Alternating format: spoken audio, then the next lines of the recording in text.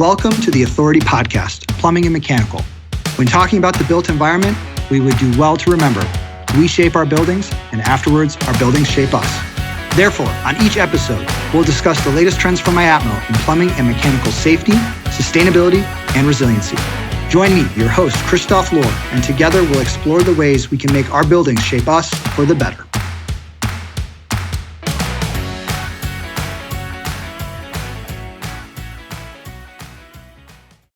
And welcome back to the Authority Podcast, Plumbing and Mechanical.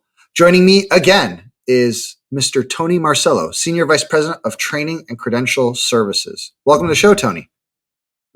Thanks, Christoph. It's good to be back again. Had fun last time, so I'm excited to be here to talk about some cool stuff again today. Likewise. Well, on today's episode, we are going to be talking about the ASSE 12,080 and really the 12,000 series as a whole.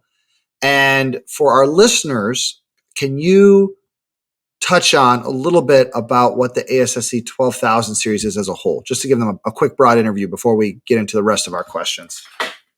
Yeah, it's happy to answer, but it's also a tough question to answer because the 12,000 series has been one of our most rapidly expanding professional qualification series at ASSE.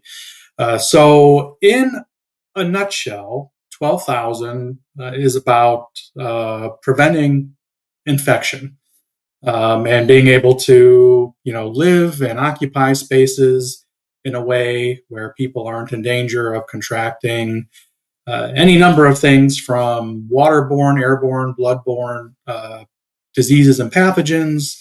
There's a big focus on Legionella as well throughout the series, but the series kind of touches on everybody. Not only the tradespeople that work in these environments and are trained to be able to come in and work effectively and safely and protect occupants, especially occupants that have compromised immune systems, but then also, a credential, and we'll talk more about that with the 1280, for the people that actually, work in the facility, everything from administrators on down who are involved and have a stake in preventing infection and keeping the occupants of their building safe. Excellent. Well, and let's focus in on one of the professional qualifications within the 12,000 series, that 12,080. Can you explain in layman's terms why that ASSE 12,080 is important? Yeah, so unfortunately, we're all aware that there continues to be outbreaks of Legionnaire's disease due to Legionella exposure. Fortunately, it pops up in the news, and it continues to pose a danger for the occupants of healthcare and other facilities and their safety and well-being.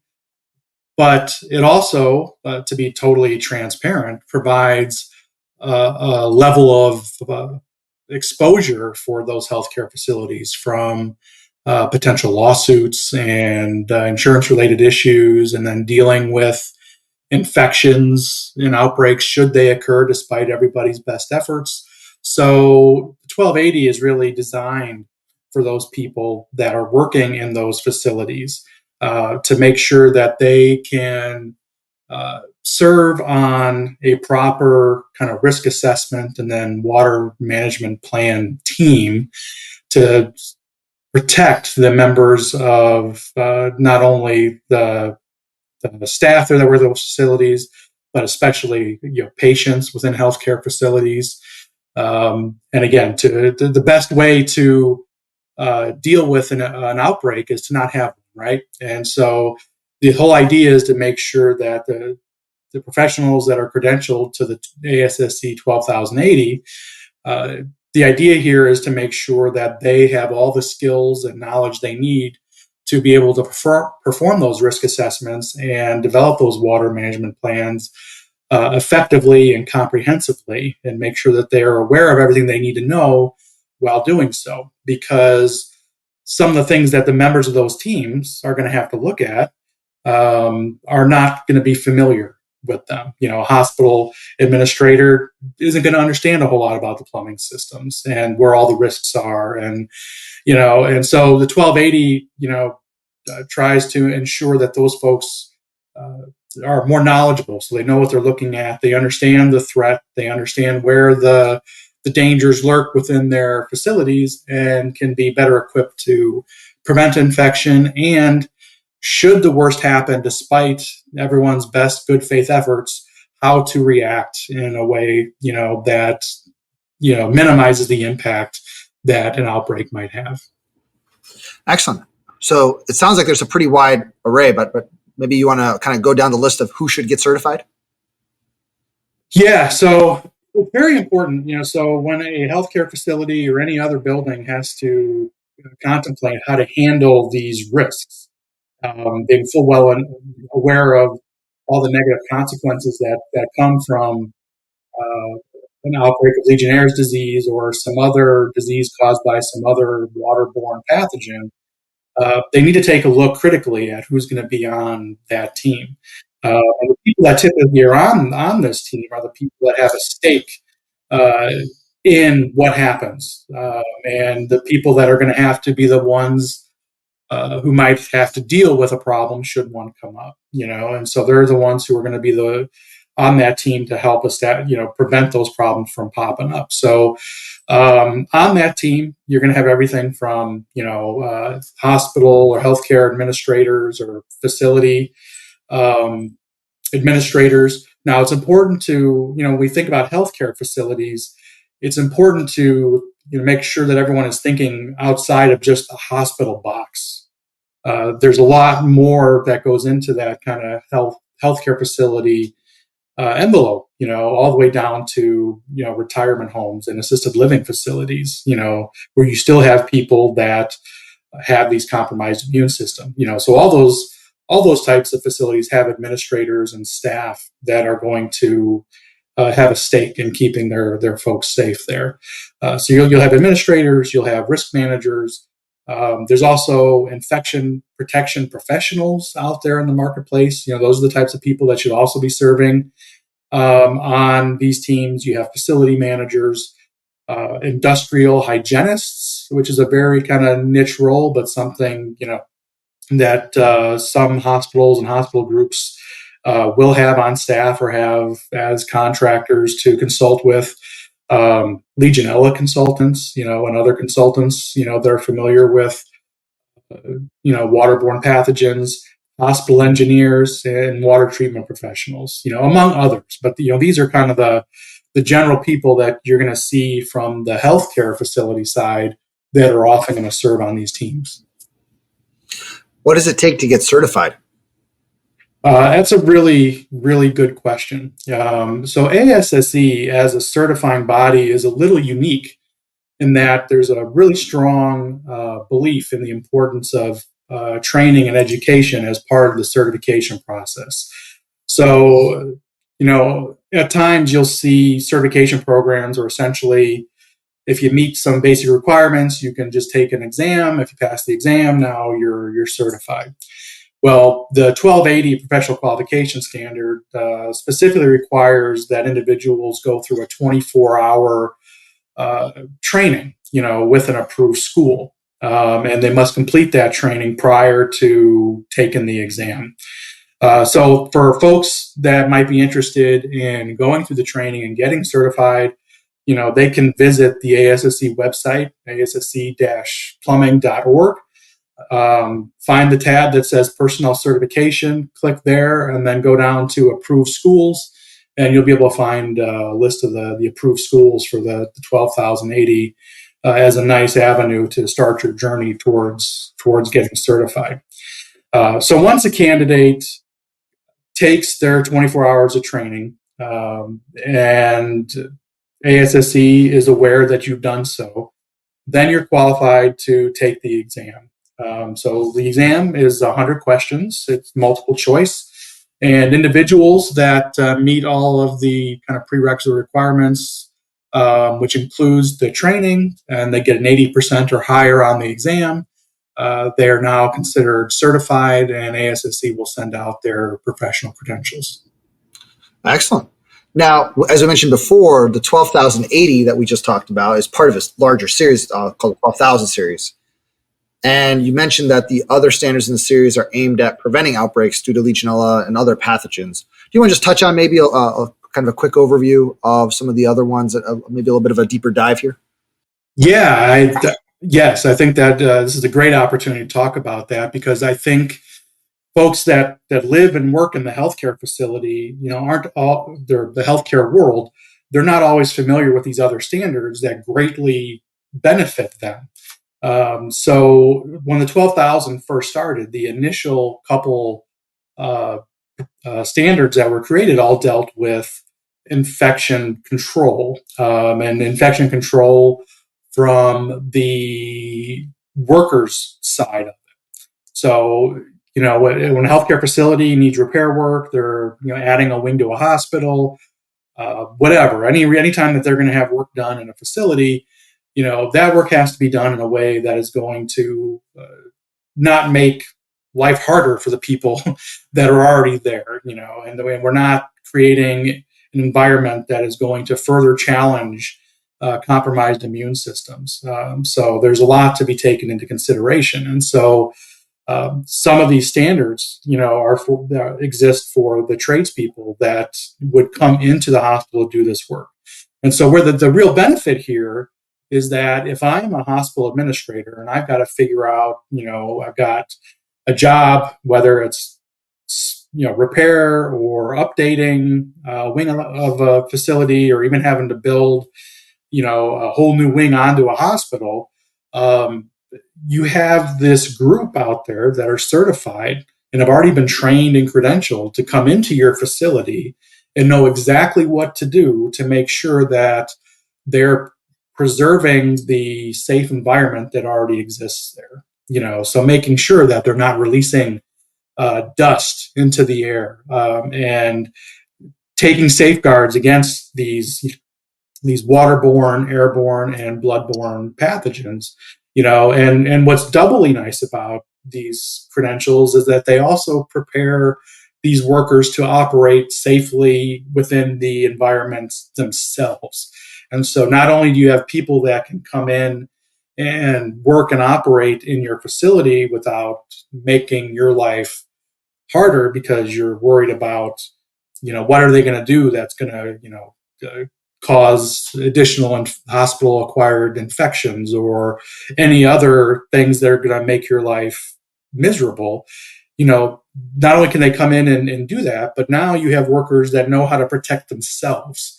And so you don't have to worry about as much about the workers coming in and them getting sick or being exposed to harmful things that might exist in these types of environments. So it's kind of a nice win-win type scenario. So it is something that we encourage healthcare and other facilities to really strongly incorporate, these credentialed professionals into their jobs. But, since we're talking about the 1280 specifically here today, I really want to make sure people are aware of 12,060, 61, 62, and 63. And the reason why that's really important is because these standards go really hand in hand with the 1280. So I was thinking about this, and about the 1260s, and really what they mean. And so we've talked about the 1280 as being the credential for the risk assessment and water management team, that is consisted of the staff and related consultants and stuff from the healthcare facility side. Well, the 1260 through 63, those focus on the trades people, and preparing tradespeople to also be members of these water management and risk assessment teams. And that becomes very important when you understand that the tradespeople, they install these systems that go into these facilities, they maintain these systems, they repair these systems, and they're very familiar with all the different appliances that get connected to them. And so they have a unique understanding of where some of these additional dangers might lurk. So I had a couple analogies that I've thought of, right? And so when you think of any team that team is really only as good as the members that are on that team, right? And so you want to make sure that you have all the right folks on that team so that you can approach these issues, which are very important, from a very comprehensive perspective. So recently, with my kids, I was rewatching the first Avengers movie, and so you have all these superheroes, right? For those who may have not seen or are aware of this movie, you have all these individual superheroes that have all these amazing powers, right? But they come across a challenge. The Earth is being invaded by a force that, even with them working together, they're not able to overcome, until Bruce Banner rides in on this rickety old motorcycle and turns into the Hulk, and that's the missing piece, that completes the team. So that way they're able to save, the city of New York and ultimately the world from some interstellar invader, right? Spoiler alert. Yeah. So, I mean, the movie's been out for, like 12 years now. So, I mean, if you haven't seen it by now, but these teams are a lot the same way, and that you need the collective skills and abilities from all of those folks, including the folks from the trade side, to do it. And so the other comparison I make is, if you were to go out and buy a new car, right? You're going to go to the dealership, you're going to go on the lot, you're going to run into a salesperson and test drive a car. But wouldn't you feel a whole lot better if you got to bring your trusted mechanic along with you? Because that individual is going to be able to point out problems with a vehicle, that you don't even know to look for. And that's where the 1260s and bringing in those tradespeople onto these water management teams and these risk assessment teams, why it's so important. Because although, the people from the facility side have a great level of knowledge, they don't understand those plumbing systems and where some of these other additional dangers lurk, like the installers do. Just like the installers don't understand insurance billing and all the things that an administrator needs to worry about from the facility side, those people just don't have the right amount of experience in the right areas to fully protect and be totally comprehensive in their team to protect their facility. So that's why I really appreciate you, bringing me back to the show to talk about these things, because, when you start to think about these systems and things that some of the facility folks might not think about. I mean, when you're dealing with, cooling towers, water features, which is also an area that a lot of people don't seem to recognize as exposure threats. All the potable water systems, the fire protection systems, you're dealing with potential dead legs that can harbor some of these pathogens.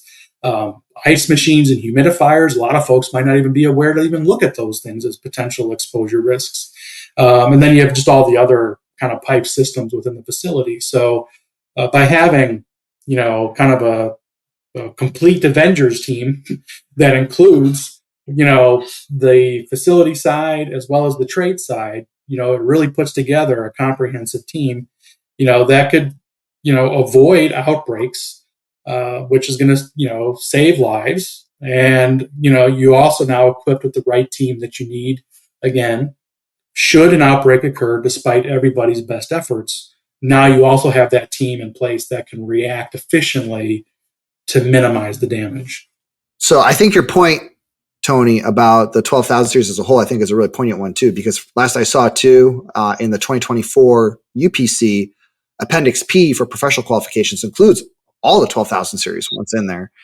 And so a jurisdiction has the option to adopt these professional qualifications for 12,000 series for their jurisdiction as they so choose. But then on top of that, the comprehensive list there is a great opportunity for design professionals who put in their specs qualifications for the installers on their projects. They can use that same list for certain applications as well. So there's a lot, I think it's a really good point you make there, Tony, in terms of adopting these different codes and these different professional qualifications and making people aware of that, because there's a lot of different mediums for people to apply it. Switching gears a little bit, how should those people that get that certification, how should they promote the certification, in your opinion? Yeah, that's a good question. But before I move quite in that direction, just to kind of touch on your last statement, I think it's also good for people to understand that hospital groups or individual hospitals or individual healthcare facilities can also require these certifications in order to qualify for jobs. They don't necessarily have to wait for their jurisdiction to adopt it. So if a hospital group, let's say, wants to require that everyone who's going to do work in their facility has to have this 12,000 credential or that 12,000 credential because they recognize the benefits of having that, they can do that. So I just wanted to be clear that although in the code world, we typically think about in terms of adoption, but when it comes to these particular standards, private entities do have the ability to require that folks have these certifications. They don't necessarily have to wait for the jurisdiction to put in some sort of mandate. So I just wanted to add that. But to get to your question as to how people should promote their certifications, certifications, I mean, they're accomplishments, right? I mean, in order to become certified, you have to demonstrate a level of competence. People just don't give away certifications. So people should be proud, of any certification that they achieve. And then as they continue to maintain it, they should be proud of what they've accomplished and what they have shown to be qualified for. So step one should be, once you get your official credentials, you should slap it on the refrigerator next to your kid's spelling test to show that you also do cool things. If an employer is not aware that you have gotten this credential, you should make them aware. Now, in most cases, people that go through the training and certification, they're being kind of sponsored, or their company is paying for it. But if someone should do it on their own, they should be sure to make sure that their employer is aware that they're now qualified to operate, on these teams.